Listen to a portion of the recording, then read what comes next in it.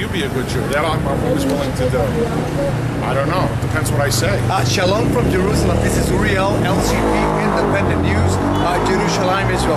Sir, what do you think about the so-called regime of Iran and the Ahmadinejad opposing a nuclear threat to Israel and him saying that he will wipe out Israel off the map?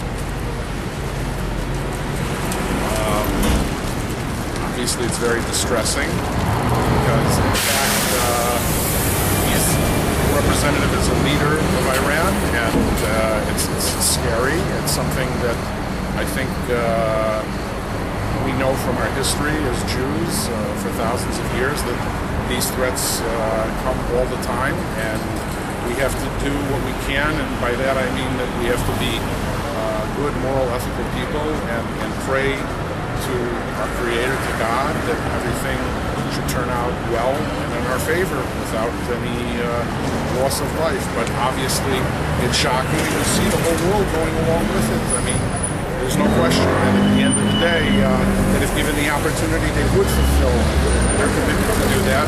And all the leaders of the world who sit there and think that it's possible to engage them are, in fact, vain. Think that they themselves have power that's not theirs, and they don't. And they only encourage them, encourage the Iranians and the Iranian regime to continue on this course. It's a very, very scary time. Now, we know that sanctions haven't worked. 5 years of sanctions to the regime in Iran, they have not worked. And we understand that now Canada, Great Britain, and the United States will further more sanctions against the regime in Iran. So if sanction doesn't work, what is needed to be done against these, I call them bugs because I just say it like it is, against the regime in Iran? Ahmadinejad has denied 6 million Jews that perished in the Holocaust. He's saying that only 10,000 were maimed, tortured, murdered at the Holocaust. What do you think about that? What I think is that in and of itself, anybody can think what they like. A famous leader in the United States, Senator Moynihan, who was also the ambassador to the UN, said everybody's entitled to their own opinion, nobody's entitled to their own facts. And everybody can run around and say, oh, it's possible, and maybe it's a reason why certain groups feel that they have a right to say that we have no right to use a military option against the Iranians. But in fact, 100% we have a requirement to use whatever means are necessary to force them. And Ronald Reagan in the United States, in terms of his dealings with the Russians, nonetheless, at the end of the day, required an effort that made them believe that if they didn't stop what they were doing, they would suffer horrible consequences. And obviously, Ahmadinejad does not believe that. And neither does Khomeini, whoever's the leader there. And one final question. Has the Obama administration done anything to deter Ahmadinejad and his regime in Iran? What do you think the Obama administration should do, or what have they not done? Obama is a very serious issue. It's a very serious problem because of the fact that, again, like we know throughout our history and from reading any of the writings of our people, from the Chumash and from Navi, we know very well that this is just a manifestation or representation of a constant theme throughout our history. It's baseless hatred. Obama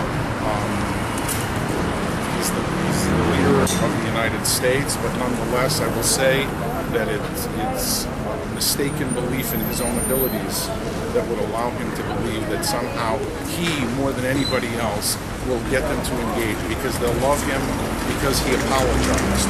He himself also has said, for example, when he spoke in the spring of 2009 in Egypt, that Israel's basis is based on the Holocaust. What a revision of history. What a lie. President Obama was voted for by 80% of the Jews in the United States, and we know fully well that 80% of the Jews did not make it out of Fosha in Israel. the same 4/5 were blind to the neo-Nazi. Hopefully, this coming election, there are people.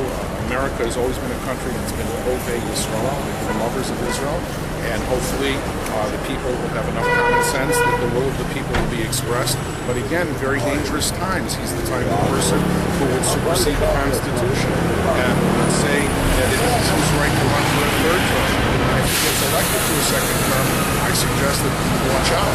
We had better do something very impressive and important to show the fact that we do not agree with his positions and that we do not feel that he would do what is right for the state of Israel as well as for Jewish Americans. We all know that the Obama administration has really not been friendly towards the nation of Israel. So we are asking you, our viewers, to contact your government representatives and tell them enough is enough. Iran needs to be stopped, not yesterday, not tomorrow, but today, right now. This is Real LCP Independent News, Yerushalayim, Israel. You don't need any releases.